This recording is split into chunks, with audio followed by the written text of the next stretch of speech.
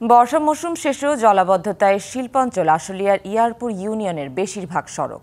পর্যাপ্ত ড্রেনেজ ব্যবস্থার অভাবে বাসাবাড়ি সহ শিল্প কারখানায় দূষিত ও নোংরা পানিতে সয়লাব এসব সড়ক।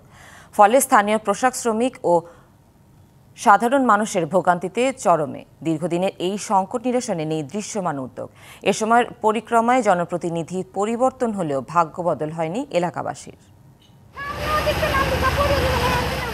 এ দৃশ্য শিল্পাঞ্চল আশুলিয়ার জামগড়া ও আশপাশের এলাকার। শিল্পায়নের প্রভাবে এখানে প্রতিদিনই গড়ে উঠছে নতুন নতুন প্রতিষ্ঠান। বাড়তি চাপ সামলাতে নেই কোনো স্থায়ী পরিকল্পনা। শিয়া বাটার ও ভিটামিনে সমৃদ্ধ লিলি বিউটি সোপ, তারুণ্যময় উজ্জ্বল ত্বকের জন্য। রিমার্ক। বেশিরভাগ সড়ক সারা বছরই ডুবে থাকে নোংরা ও দূষিত পানিতে। প্রতিদিন এই পানি পেরিয়ে গন্তব্যে যেতে হয় এলাকার বাসিন্দাদের। বর্জ্য ও পানি নিষ্কাশনের সঠিক ব্যবস্থাপনার অভাবে বছরের পর বছর বাসাবাড়ি সহ বিভিন্ন শিল্প কারখানার বর্জ্যবাহিত পানি প্রবাহিত হচ্ছে সড়কগুলোর উপর। দুর্গন্ধযুক্ত দূষিত পানির কারণে স্থানীয়রা আক্রান্ত হচ্ছেন চর্মরোগ সহ বিভিন্ন রোগে। দীর্ঘদিন যাবত এই এলাকা দিয়ে ময়লা পানি, গার্মেন্টসের ময়লা পানি, বাসাবাড়ির ময়লা পানি, পাড়ায় পাড়ায় লোকজন যাইতে হয়, আসতে হয়, অনেক যন্ত্রণা করে, জলে তারপরে শুকায়।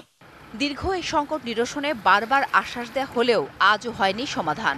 এই রাস্তাঘাটের নাকি তো লোকজন এখন খুবই কম আসে, দোকানদারি করতে পারি না, গাড়ি নষ্ট হয়ে যাচ্ছে। আমাদের মালিকে মনে করেন এই নিয়ে গালাগালি আমাদের করে।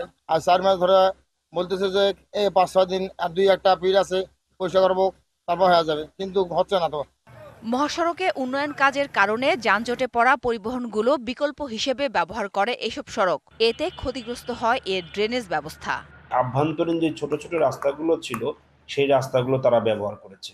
এই কারণে ওই রাস্তাগুলোর একটা বড় ক্ষতি হয়েছে। আর দ্বিতীয়ত হচ্ছে দীর্ঘদিন যাবৎ বৃষ্টি হওয়ার কারণে পানিটা অপসারণ হইতে বাধার সম্মুখীন হয়েছে। তবে আমরা চেষ্টা করছি জনগণকে সচেতন করার জন্য, আশেপাশের বাড়িওয়ালা এবং দোকানদারকে সচেতন করার জন্য, তারা যেন ড্রেনের মুখগুলো বন্ধ করে না দেয়।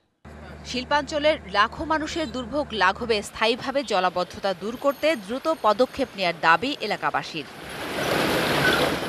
DBC news desk.